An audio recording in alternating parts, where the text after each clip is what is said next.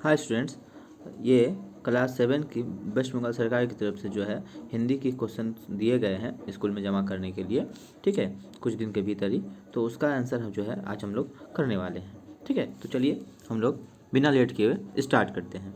देखिए, आपको पहले क्वेश्चन में 1 नंबर में दिया गया है कुछ क्वेश्चन, वो 5 क्वेश्चन है, सभी के लिए 1-1 नंबर दिए जाएंगे, कुल मार्क्स हो जाएंगे 5 मार्क्स।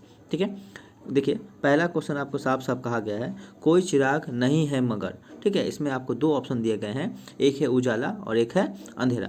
ठीक है, तो पहला का आंसर तुम्हारा जो है उजाला हो जाएगा। ठीक है, दूसरा है राखी माँ बहन बांधती है। तो आपको नॉर्मली समझ लेना है कि राखी कौन बांधता है, तो राखी जो है आपका बहन बांधती है। ठीक है, उसके बाद है कवि किस बंधन को तोड़ना चाहता है। ठीक है ना, तो कवि जो है कुरीति कुरीति हो जाएगा, कुरीति के बंधन को तोड़ना चाहता है। मास्टर जी बच्चे को पढ़ाने कितने बजे पहुंचते थे, 1.4 के हैं, तो ये हो जाएगा मास्टर जी बच्चे को पढ़ाने 3 बजे पहुंचते थे। उसके बाद है मोइना किसका पीछा कर रही थी। मोइना जो है सांप के पीछा कर रही थी। तो आपका 1.5 जो है इस प्रकार पूरे हो जाते हैं। अब 2 नंबर में क्वेश्चन जो है ना, उसको जो है आपको कुछ लिख करके जवाब देना होगा। ठीक है, उस प्रकार हम लोग चलते हैं, है ना। 2 नंबर में है ना, लिख क्वेश्चन को आंसर करके हम बताएंगे। ठीक है, देखिए 2 नंबर 2.1 में क्वेश्चन है, मास्टर जी ने बच्चों को बंगला पढ़ाना क्यों छोड़ दिया। ठीक है, देखिए इसका आंसर कुछ इस प्रकार हो जाएंगे। देखिए क्वेश्चन है, मास्टर जी ने बच्चों को बंगला पढ़ाना क्यों छोड़ दिया। तो बच्चों की क्या है जी, प्रगति से, मतलब कि बच्चों की जो प्रगति थी, प्रगति से मास्टर जी बहुत निराश हुए, इसलिए उन्होंने बंगला पढ़ाना छोड़ दिया। ठीक है, समझ में आया। चलिए 2.2 की तरफ चलते हैं। 2.2 है, नानी अम्मा के जो कपड़े थे उस पर कैसा दाग लगा था, ये क्वेश्चन है। तो नानी अम्मा के सफ़ेद चादर पर कत्थे चूने में लुथरे हुए पंजे लेकर एक मुर्गी के उस पर कूदने की छाप पड़ी हुई थी। ठीक है, अब हम लोग 2.3 में चलते हैं। देखो जिसको भी प्रॉब्लम होगा, है ना, तो वो क्या करेंगे, वीडियो को पॉज करके आराम से उतार लेंगे। चलिए 2.3 में है, पेड़ किसका कोट पहनता है। तो सही बात है, पेड़ के ऊपर आप देखिएगा, पेड़ जो है अपने पत्तों का कोट पहनता है। अब चलते हैं 2.4 में। देखिए 2.4 में है, माइना जो है, मोइना था, मोइना क्या क्या काम करती थी। मोइना जो है बकरियां चराती थी, लकड़ी लाती, पानी लाती तथा चिड़ियों का फंदा लगाती। इसके साथ साथ वह बाबू की गोश्त भी धोती थी। तो ये आपका आंसर हो जाएगा। 2.5 में चलते हैं, अजंता की प्राकृतिक सौंदर्य का वर्णन करें। देखिए प्राकृतिक सौंदर्य की दृष्टि से भी अजंता अद्वितीय नीच नदी बहती है, जिसे बड़े बड़े शिलाखंड है, उनसे बहता हुआ पानी टकराता हुआ पानी गुफाओं के ठीक नीचे एक कुंड में इकट्ठा होता है। घाटी में चारों ओर हर श्रृंगार का वन है, साथ ही और भी अनेक प्रकार के पुष्प और फल यहाँ उत्पन्न होते हैं। फल यहाँ उत्पन्न होते हैं। इसी कारण चित्र विचित्र पक्षियों का एक मेला सा लग जाता है। चलिए 2.6 की तरफ चलते हैं। स्वामी विद्यानंद कौन थे। देखिए जब पालू संन्यास ग्रहण कर ऋषिकेश में रहने लगा, तब वही पालू ही स्वामी विवेकानंद के रूप में प्रसिद्ध हो गया। इसका मतलब क्या हुआ, पालू ही स्वामी विद्यानंद थे। ठीक है, 2.7 में चलते हम लोग। देखिए बेलीवार्स का अर्थ स्पष्ट करें। देखिए बेलीवार्स का अर्थ होता है लिवास के अथवा बिना परिधान या आच्छादन है। यहाँ एक बेलीवास एक पत्थर का जिक्र है।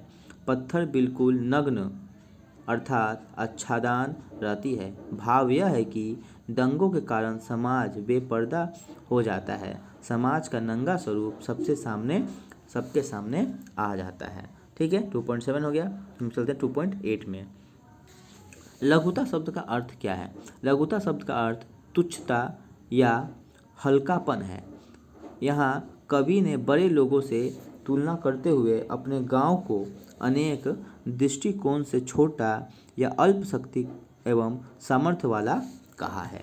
ठीक है, 2.9 में चलते हैं। देखिए बहन भाई के उपहार को क्या कहती है? भाई के उपहार स्वरूप आंसुओं की बूंदों को बहन मणियों की भांति बहुमूल्य कहती है, क्योंकि उन मणियों पर सारा संसार न्यौछावर हो जाता है। चलिए 2.10 में चलते हैं। देखिए, दधीची ने क्या दान किया और क्यों? दधीची ने अपना अस्थि दान किया था। इनकी अस्थि से इंद्र ने वज्र का निर्माण कर वृत्रासुर राक्षस का वध किया। अतः देवताओं की विजय तथा असुरों की पराजय के लिए दधीची ने अपनी हड्डी का दान किया था। ठीक है, इस प्रकार आपका 2.10 कंप्लीट हो जाता है। अब हम लोग चलते हैं 3.1 में। 3.1 में क्वेश्चन है, रक्षाबंधन कविता के प्रथम 4 पंक्तियों की व्याख्या करें। जो 4 पंक्ति जो है ना, उसकी व्याख्या हमने इस प्रकार किया है। भाई अपने बहन को कह रहा है कि बहन, मेरी कलाई पर तुम पवित्र रक्षा सूत्र बांध दो, मुझे युद्ध पर जाना है।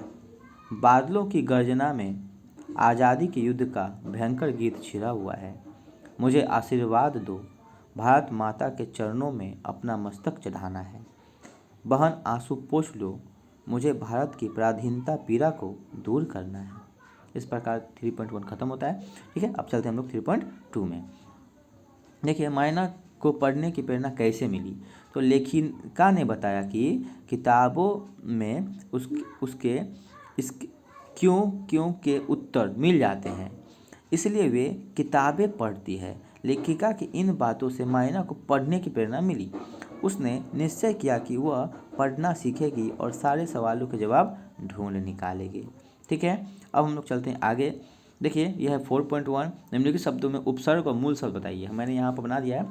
देखिए, अपूर्व का उपसर्ग अ है, मूल शब्द पूर्व होगा। अभिशाप का उपसर्ग अभी होगा, मूल शब्द साप होगा। संग्राम का सम होगा और ग्राम होगा। वरदान का वर होगा और दान होगा।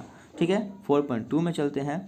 देखिए, आपको 4.2 में सब विलोम शब्द यानी कि उल्टा शब्द लिखना था। बेलिवास का होगा लिवास पूर्ण। धूप का मतलब छाया। आग का हो जाएगा पानी। फसाद का हो जाएगा शांति। और अमृत का हो जाएगा वेश।